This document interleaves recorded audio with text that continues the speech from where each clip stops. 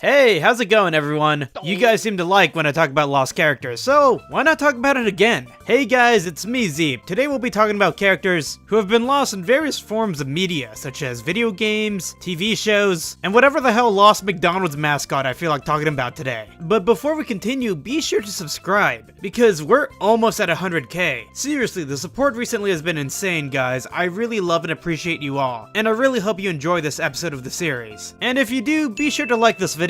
It's well appreciated. Anyways, enough with all that crap, let's talk about some lost characters. Do you remember in the fairy tale how the wicked witches fell? Robin the Frog. Let's talk about the Muppets. I have to be honest, growing up, I wasn't super into the Muppets. Maybe it's because I never got into the show or movies, but I just wasn't really interested in them. I mean, it wasn't like I hated them. I mean, I understood their cultural significance in pop culture, and when it came to the puppeteering, I appreciated it to a degree. It's just nothing really caught my eye when it came to the Muppets. In recent years, I've appreciated the Muppets way more. It was only recently when I visited Disney World and watched Muppet Vision 3D. One of the last things the creator of the Muppets, Jim Henson, had a hand in creating. And to someone who hasn't really been exposed to the Muppets before, it was incredibly impressive. I mean, I was shocked to find out that this entire thing opened up in the year 1991, and it still holds up so well today. So when it comes to the Muppets, I've had a little bit of a renaissance trying to reconcile with them, learning about the various characters and their personality types, which has brought me over to one lost character in particular, Robin the Frog. Robin the Frog is Kermit the Frog's nephew, who is small. But not only is he small, he also seems to be a kind and a bit of a timid figure. Robin first appeared in a 1971 Muppet special titled The Frog Prince, a story based off of a old German fairy tale, a story in where a prince is cursed and turned into a frog. By the end of the special, Robin turns back to his human form. Audience enjoyed Robin the Frog, leading him to come back in various other episodes of The Muppet Show. However, Robin the Frog's first big episode didn't come until the second season of The Muppet Show, in an episode in where the American actress Bernadette Peters guest starred. In the episode, Kermit is too busy trying to put on a show, with Robin being too timid to ask Kermit for a part on stage. He begins to question his own musical abilities, and considers even running away, until Bernadette Peters convinces him otherwise. With the advice from Peters, Robin gains confidence in himself, eventually successfully asking Kermit for a role. In my mind, I see the character of Robin to be the one of an individual who overcomes self-doubt. This brings me to Robin's most famous clip, in where he sings a song titled Halfway Down the Stairs. Halfway Down the Stairs is based off a poem that describes a child in thought. It is a meditation of being in childhood innocence. The child realizes that he is not at the top of the stairs or bottom of the stairs, but rather the middle, in a space that represents a transition from one place to another. More explicitly, it represents a change in an individual's life, leaving one phase and entering another. And for someone who has only just recently discovered the song, it is beautiful. Jim Henson loved the song, so much so that when he passed away in 1990, the song was played at his funeral. Halfway down the stairs is a stair where I sit. Looking at the comments for Halfway Down the Stairs, many share a comfort with the song, with many relating to its themes of growing up. In the years that have followed, Robin the Frog has appeared in various other Muppet specials. In the year 2000, he starred in the video game Muppet Monster Adventure, in where he battled various monster forms of various Muppet characters. However, in recent years, his stardom has begun to die down. For the most part, he's been resorted to more of a cameo character, one with limited lines or no lines at all, an echo of the episode I described earlier, in where his stardom was more pushed to the side. I don't know, I guess you could say he's not really a lost character because he still makes appearances, but his appearances are a far cry from what he used to be, and that was a character who represented the complexity of childhood innocence. I would just like to give a quick thank you to the commenter Michael Tades for recommending this character.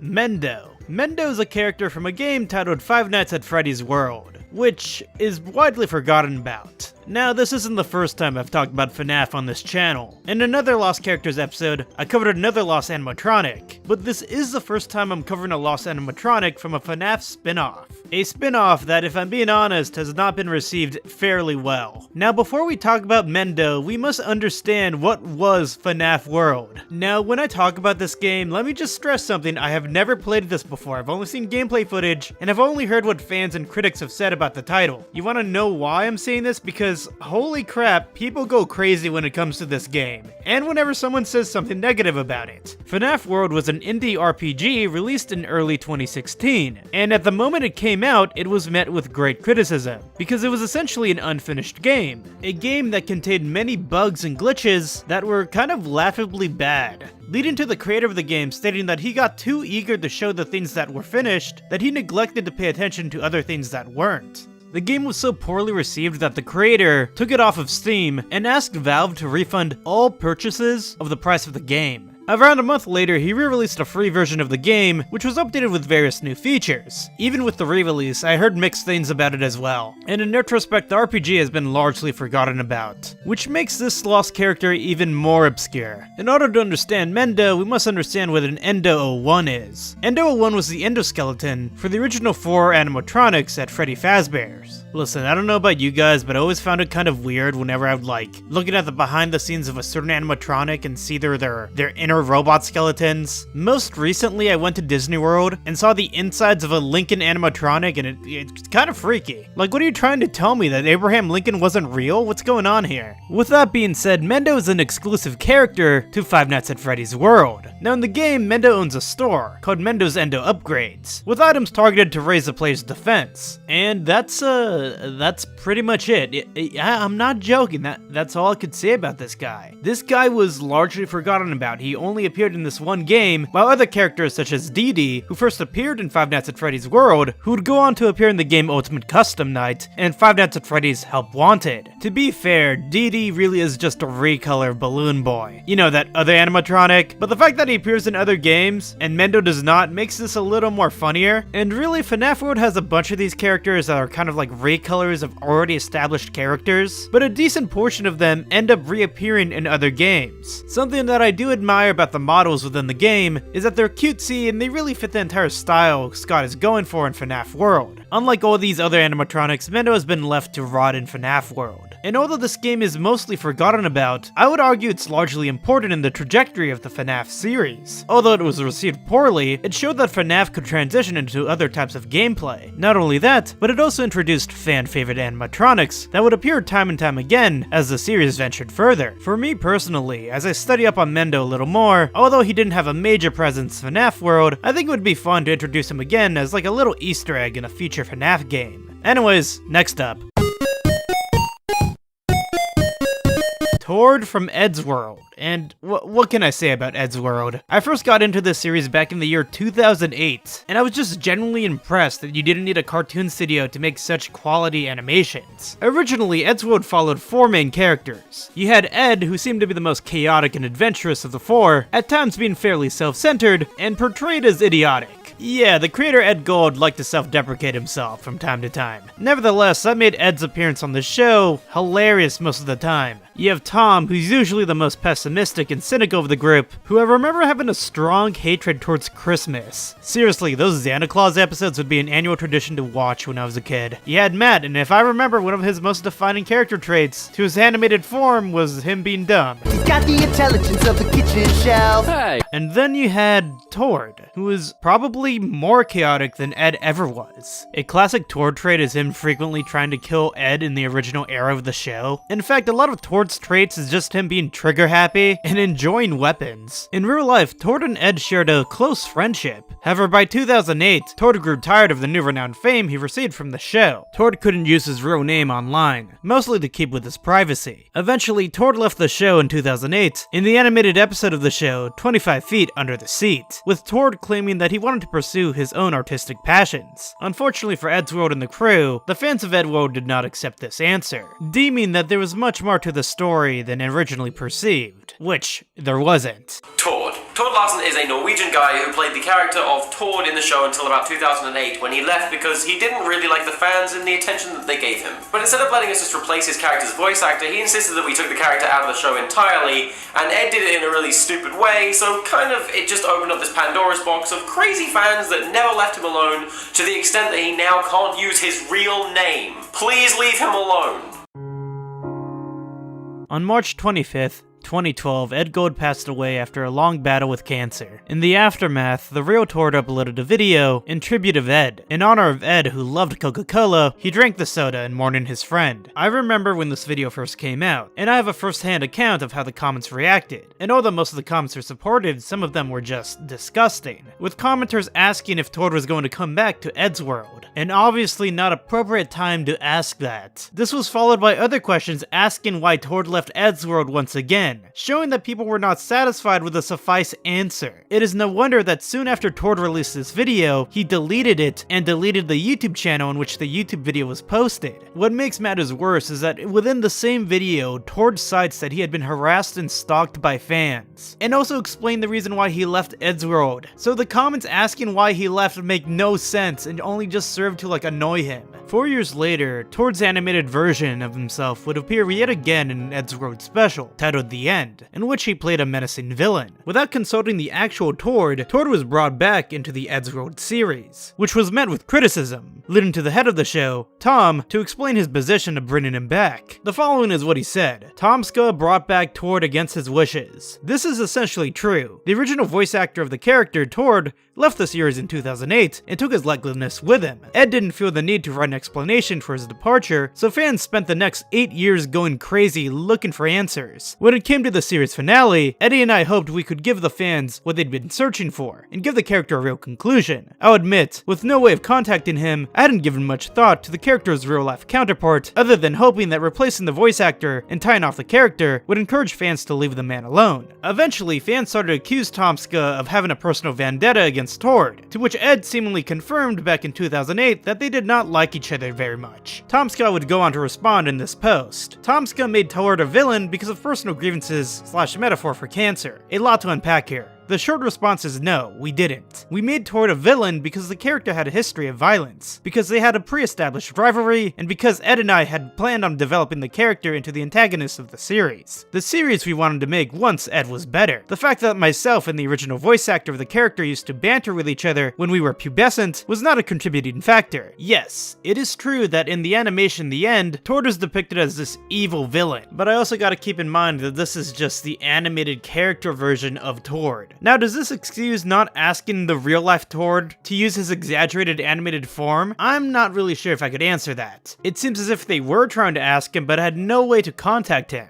I don't know, it seems a little weird to me. I do wonder how the actual real-life Tord feels about this animated version of himself, whether or not he's okay with it. I would like to know what you guys think about this, and what your takeaways are about this entire thing. Is it fine to use this animated version of Tord when it has no relation to the actual personality of who the character is based off of? To be fair, Tom did state that he wanted to tie up any loose ends involving Tord to escape the mob of fans going after the real-life counterpart. And he has not used Tord as a character in 6 years, being true to his word. With that being said, looking at Eddsworld today, I still enjoy looking at the animations. They're just a lot of fun to watch, and I think it's a great way to celebrate the memory of Ed Gold.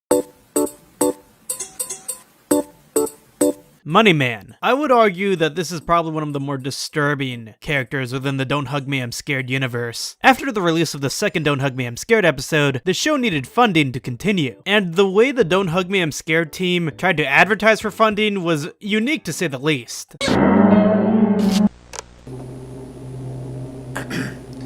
If you're watching this, then we need your help.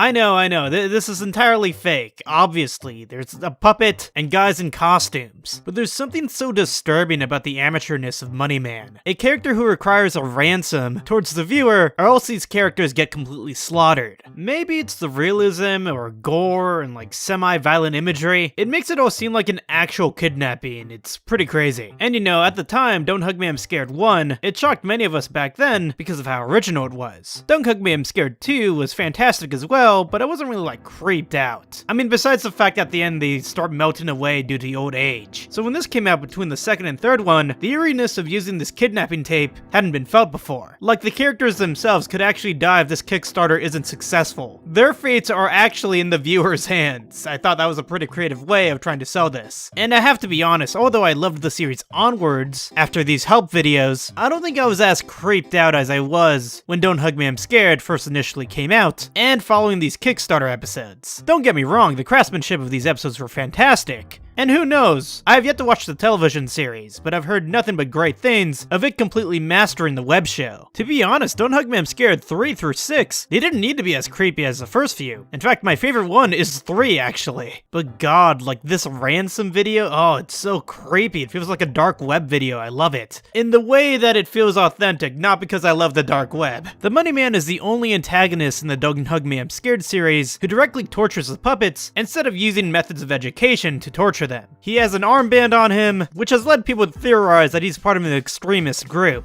Whatever extremist group that would exist in the Don't Hug Me I'm Scared series. There's also a symbol on his flag that appears in episode 3 of Don't Hug Me I'm Scared, on a gas can that is used to burn down the love cult leader, Malcolm. Besides that, not much else is known about Money Man, and he has been mostly forgotten about. I mean, I get it, his purpose there was really just to enforce the Kickstarter. That kinda makes him one of the most significant individuals in the entire Don't Hug Me I'm Scared universe though, because without this Kickstarter, we wouldn't have gotten the rest of the series, and then eventually the TV show. To this day, we have no idea what Money Man's fate was. It's likely he got the money and let go of the Don't Hug Me I'm Scared main characters. Some people have wondered and theorized about his importance in the entire series, and have yearned for him to come back. I for one kind of like it better this way, that he was just this mysterious, violent figure. And when it comes to theorizing about him and not knowing clear, concrete answers, that's kind of like the major fun of Don't Hug Me I'm Scared. Anyways, next up. Catnip. So guys, before reading into this, I didn't really know much about Hello Kitty. I mean, I've been to the Hello Kitty Cafe, both in Southern California and in Las Vegas, and those were pretty cool. One of the locations even had a Hello Kitty speakeasy bar, which I just found really hilarious, because you could just stay there and get trashed off of Hello Kitty themed drinks, all from giant Hello Kitty cups. Those are awesome. Seriously, if you've never been to a Hello Kitty Cafe, I definitely recommend it, because the drinks themselves are actually pretty good as well. With that being said, Hello Kitty has always been this cutesy little series to me, but I didn't know until the YouTuber Alchemist Cookie commented that Hello Kitty actually had an enemy. Not just one, but multiple enemies. They all appeared in a series titled Hello Kitty's Fairy Tale Theater, and where Hello Kitty, her parents, and her friends would play roles and do their own tasks on famous fairy tales or movies. Honestly guys, I watched a single episode. This Catnip chick, she seems like bad news. Okay, so get this. Hello Kitty wants to just play football, but Catnip, just being an asshole for whatever reason, decides to move the catapult that Hello Kitty has and aim it at their own house, shattering their own glass. Like, dude.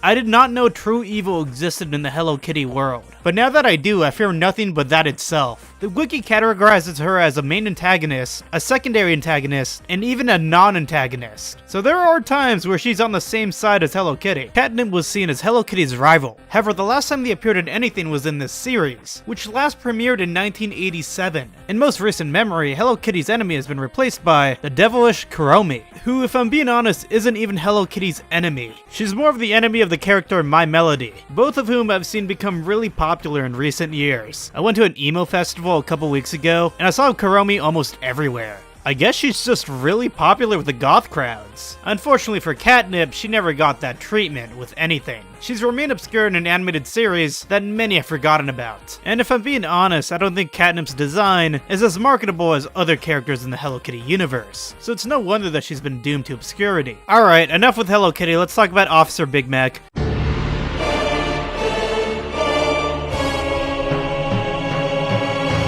Officer Big Mac. He might be one of the most controversial McDonald's characters because of the current times we live in. Listen, let me give you my own theory here. And this might open your eyes about McDonald's Land, the dark truth about McDonald's Land, if you will. You ever find it weird that Mayor McCheese appointed one of his own to chief police of McDonald's Land? And let me just stress this as well. Isn't it weird that the Hamburglar is still at large in McDonald's Land, with Officer Big Mac constantly failing to keep him behind bars? Okay, for that last part, that may be just because Officer Big Mac just sucks at his job. But I sense corruption here, because Mayor McCheese appointed Officer Big Mac someone who's clearly incompetent to the position. Actually, now that I think about it, there probably is a reason why Hamburglar gets out. Bribes. Officer Big Mac could be easily bribed by the Hamburglar. Maybe Hamburglar is giving burgers to Officer Big Mac in the background, behind the scenes. It's terrible, isn't it? Speaking of stealing, the reason why we don't see Officer Big Mac anymore is likely because of the HR Puffinstuff reason, which I explained in my last video.